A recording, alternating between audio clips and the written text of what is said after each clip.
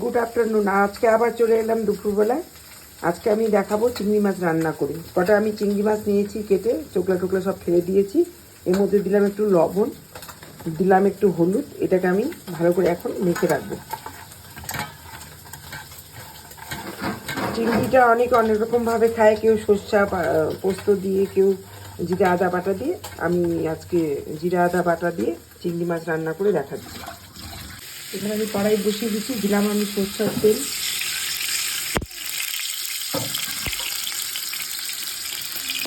সর্ষার তেলটা লাল যখন হয়ে উঠবে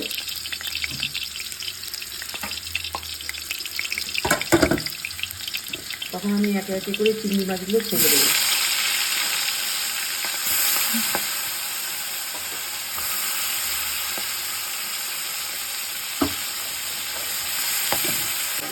আমার চিংড়ি মাছগুলো ভাজা হয়ে গেছে, আমি এগুলোকে এবার উঠিয়ে দেবো।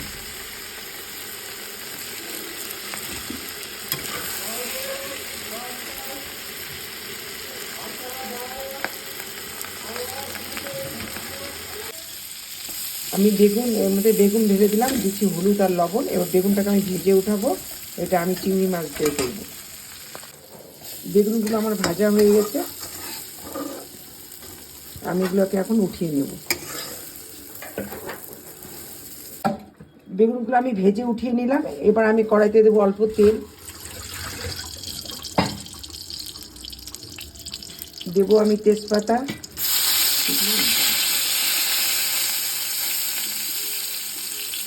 দেবো আমি জিরা। এটাকে আমি ফোড়ন দিলাম, এটাকে একটু ভেজে নেব। এবার আমি দিব জিরা, লঙ্কা, আদা বাটা।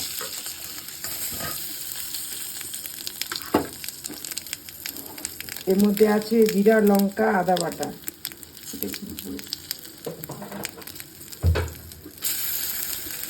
এটা এর মধ্যে আমি রসুন দেবো না, দিয়েছি আমি জিরা, লঙ্কা, আদা বাটা।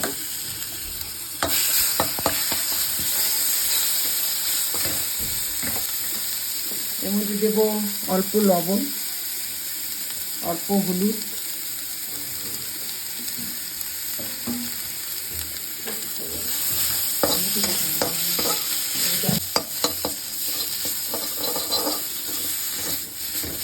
মধ্যে কটা টমেটো দিলাম। এবার মশলাটাকে ভালো করে নেড়ে নেব।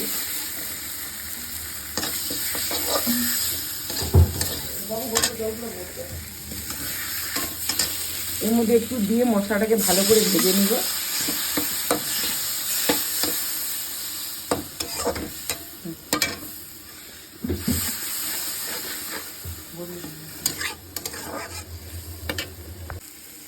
এখানে মশলাটা আমার ভাজা হয়ে গেছে।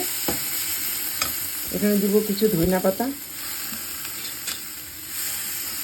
আমি এর মধ্যে গরম মশলা দিয়ে কিছুই দেবো না।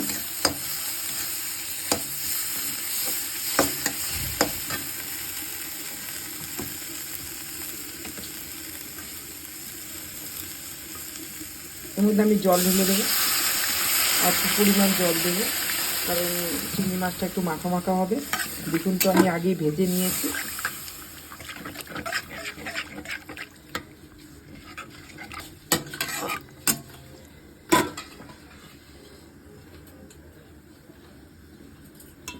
এর মধ্যে এখন আমি বেগুন আর চিংড়ি মাছটা ঢেলে দেবো। এটা একটু মাখা মাখা করবো বলে জলটা কম দিয়েছি। আমি এরপর এটাকে ঢেকে দেবো, ঢেকে 10 মিনিট রেখে দেবো।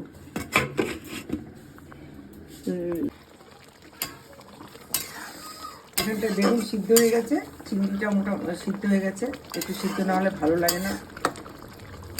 এখানটা আমি গরম মশলা ঘি কিছুই দেবো না। এটা হয়ে গেছে, আমি এখন এটাকে নামিয়ে নেব। এটা হয়ে গেল চিংড়ি দিয়ে, বেগুন দিয়ে চিংড়ি মাছ।